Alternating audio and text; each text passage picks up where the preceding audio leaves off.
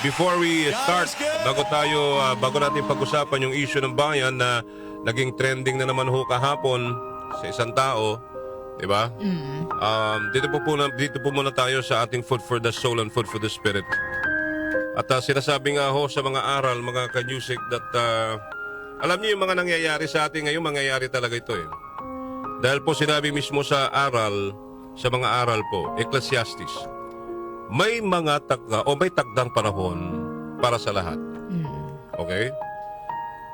Ang sinasabi ho sa Ecclesiastes, mga kaibigan, ang lahat sa mundong ito ay may kanya-kanyang panahon at may kanya-kanyang oras. Ang panahon ng pagsilang at panahon ng pagkamatay. Ang panahon po ng pagtatanim at panahon po ng pagbunot ng tanim.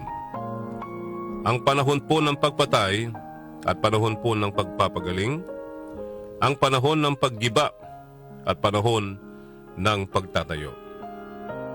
Ang panahon ng pagluha at panahon po ng pagtawa. Ang panahon ng pagluluksa at panahon po ng pagdiriwang. Ang panahon ng pagkakalat ng mga bato at panahon po ng pagtitipon sa mga ito.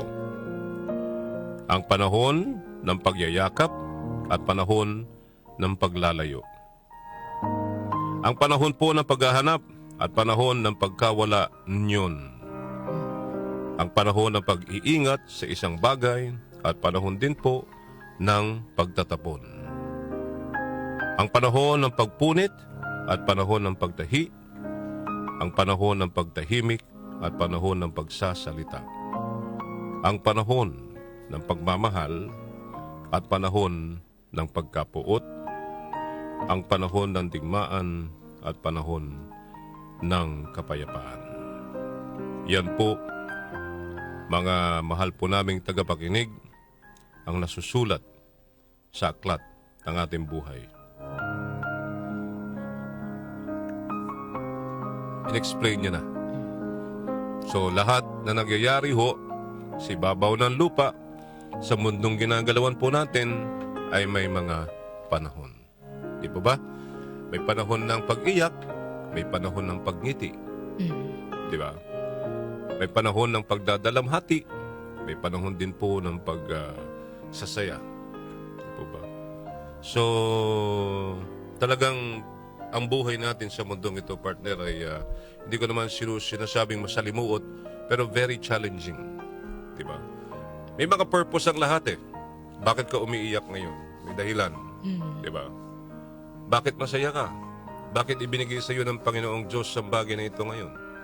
May dahilan ang lahat. Bakit hindi binigay sa iyo ng Panginoong Diyos ang bagay na ito ngayon? May dahilan din po ang lahat. Diba? Ang lahat na nangyayari po ay may purpose. May dahilan po. No?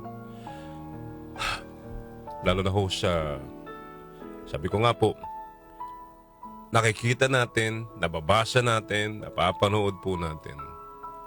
Lahat po yan ay may dahilan. Di po ba? Sana nga, ang ating pinagdarasal at ang ating pangarap matupad. Yun ay ang muling magkasundo tayong lahat at hindi magkawatak-watak sa pangalan ni Jesus. Amen? Amen.